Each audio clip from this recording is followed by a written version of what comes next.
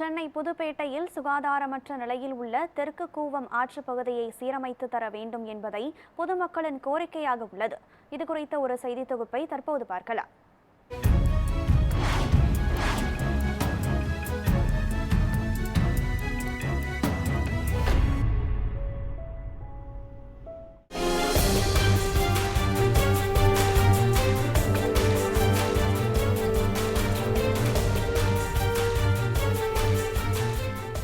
சூழலை பாதுகாப்போம், நோயற்ற வாழ்வை வாழ்வோம் என்ற வாக்கியங்களுக்கு இணங்க சென்னையில் முக்கிய இடமாக கருதப்படும் புதுப்பேட்டை தெற்கு கூவம் ஆற்று மேம்பாலத்தின் நடைபகுதியானது குப்பை கிடங்காக மாறி வருவது மிகவும் வருத்தமளிக்கிறது.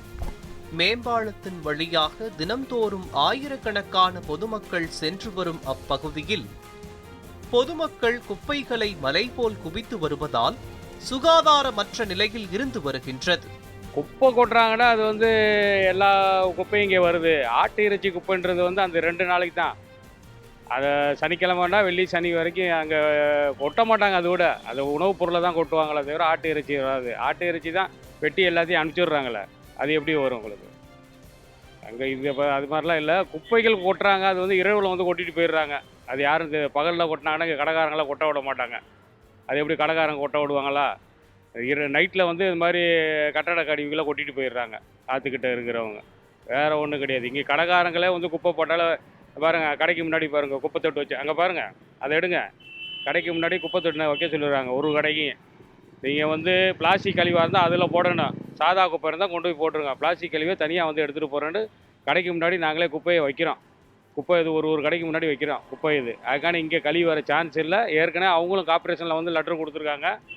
அதுக்கான அதில் இங்கே ப்ராப்ளம் இருக்காது. குப்பையெல்லாம் கரெக்டாக அந்த டப்பு வச்சிடுறாங்க. அது வெளியில் அங்கே சிந்தார்பேட்டை மவுண்ட் ரோட்லேருந்து தனியாக கொட்டிகிட்டு போயிடுறாங்க. இங்கே இருக்கிறவங்க யாரும் கொட்ட மாட்டாங்க. இங்கே இருக்கிற யாருக்கும் கடைக்கு குப்பை தட்டி வச்சிடுறாங்க. குப்பை தட்டிக்கு முன்னாடியே 2 டப்பு வச்சிடுறாங்க தனியாக. குப்பை இது தனியாக போடுங்க, பிளாஸ்டிக் தனியாக போடுங்கன்ட்டு அங்கே பக்கத்துலேயே வச்சுருக்காங்க, போட்டுடுறாங்க. இது இரவில் தனியாக போட்டுட்டு போயிடுறாங்க. இந்த கடைக்காரங்களுக்கு சம்மந்தம் கிடையாது. இங்கே புதுப்பேட்டையில் இருக்கிறவங்க அது போடுறது கிடையாது. அது வேறு கழிவு எங்கேயா இருந்து வந்துடுது. அது எப்படின்னா எலிஸ் ரோடு இந்த மாதிரி இதில் பாடத்தோட்டம் அந்த மாதிரி இதில் கொட்டிட்டு போயிடுறாங்க. பகலில் கொட்ட வரமாட்டாங்க, இரவில் கொட்டிட்டு போயிடுறாங்க.